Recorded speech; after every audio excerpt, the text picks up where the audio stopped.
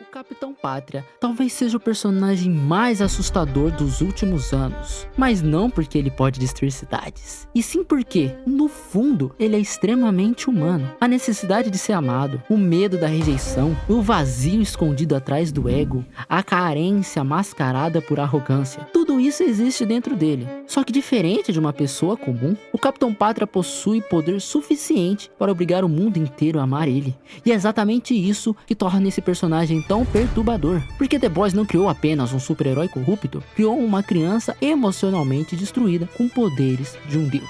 E talvez a parte mais triste de tudo isso é que o Capitão Pátria nunca teve a chance de ser normal.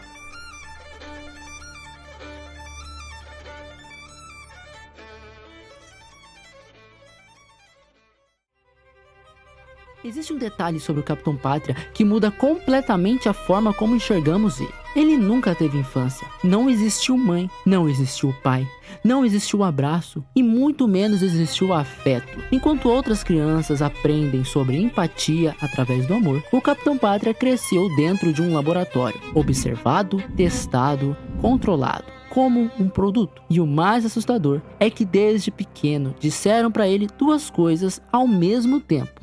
Você é superior a todos. E você pertence a nós. Percebem a contradição? Criaram nele um ego divino, mas destruíram completamente a sua humanidade. E talvez tenha sido exatamente aí que nasce o monstro. O Capitão Pátria, ele não quer ser respeitado. Ele não liga pra isso. O que ele quer mesmo é amor. E isso muda completamente o personagem. Porque quando as pessoas aplaudem ele, não é orgulho que ele sente, é alívio. Como se por alguns segundos o seu vazio existencial desaparecesse.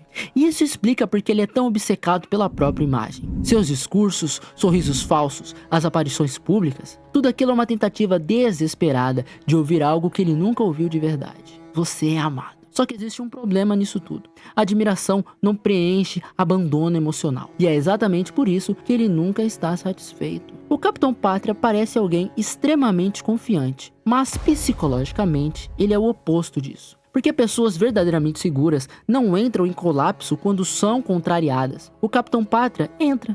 E isso revela algo muito importante sobre ele. Sua personalidade possui traços extremamente fortes de narcisismo patológico. Mas existe um detalhe que muita gente não entende sobre o narcisismo. O narcisista não se acha perfeito porque se ama demais. Na maioria das vezes, ele faz isso porque odeia quem realmente é. Então cria uma versão superior de si mesmo em sua mente, uma máscara. E toda vez que alguém ameaça essa máscara, a pessoa entra em desespero. É exatamente isso que acontece com o Capitão Pátria. Quando alguém desafia ele, não parece que estamos vendo um deus. Parece que estamos vendo uma criança emocionalmente quebrada. Existe algo que o Capitão Pátria teme mais do que a morte: o medo de ser rejeitado. Porque no fundo, ele acredita que sem admiração, ele não vale de nada. E talvez seja exatamente por isso que ele odeia tantos seres humanos. Porque eles possuem algo que ele nunca conseguiu desenvolver: conexões reais.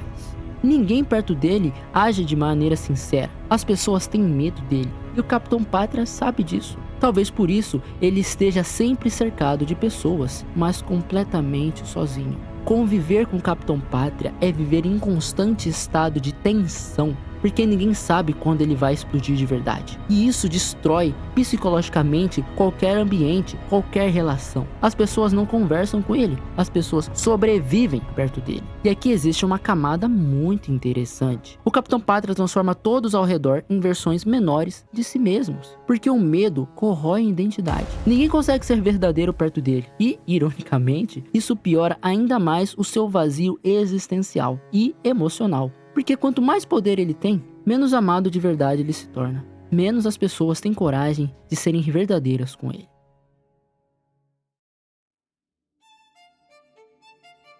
Uma das partes mais desconfortáveis da psicologia do Capitão Pátria é sua obsessão por figuras maternas. E isso faz muito sentido psicologicamente, porque o afeto que faltou em sua infância continua sendo procurado na vida adulta, só que de forma completamente distorcida. O Capitão Pátria busca mulheres que transmitam proteção, validação e cuidado emocional, como se ele fosse uma criança. Mas como ele nunca aprendeu a amar de forma saudável, essas relações se tornam sufocantes e doentias, porque ele não sabe amar pessoas, ele sabe depender delas emocionalmente. Muita gente pensa que o Capitão Pátria mata apenas porque ele é uma pessoa cruel, mas acho que a verdade é muito pior que isso. Ele mata porque emocionalmente não suporta perder o controle. Toda vez que ele se sente humilhado, rejeitado, ameaçado ou emocionalmente vulnerável, a violência aparece como resposta, como se destruir alguém fosse a única maneira de recuperar poder sobre si mesmo. Isso torna o personagem ainda mais assustador, porque suas explosões não nascem da lógica, elas nascem de feridas emocionais. E aqui chegamos na pergunta mais desconfortável desse vídeo. O Capitão Pátria nasceu monstruoso ou foi transformado nisso? Porque olhando para a história dele, fica difícil ignorar uma coisa. Ele foi criado exatamente para se tornar uma arma. A Volt queria um símbolo perfeito, um deus patriótico para os Estados Unidos, um herói vendável, mas no processo criou alguém incapaz de desenvolver humanidade. E talvez essa seja a maior tragédia do personagem. O Capitão Pátria recebeu poder absoluto antes mesmo de aprender o que significava ser humano. No fim, o Capitão Pátria é perturbador porque ele representa algo muito real. Pessoas quebradas tentando esconder a própria dor através de poder. Ego tentando preencher vazio emocional. Carência tentando se disfarçar de superioridade. No fundo, o Capitão Pátria não quer dominar o mundo, ele pouco se importa, ele quer preencher um vazio que nunca deixou de existir. Mas existe um problema cruel nisso tudo. Nenhuma quantidade de poder consegue substituir um amor verdadeiro. E talvez seja exatamente por isso que o homem mais poderoso do mundo também seja o mais vazio.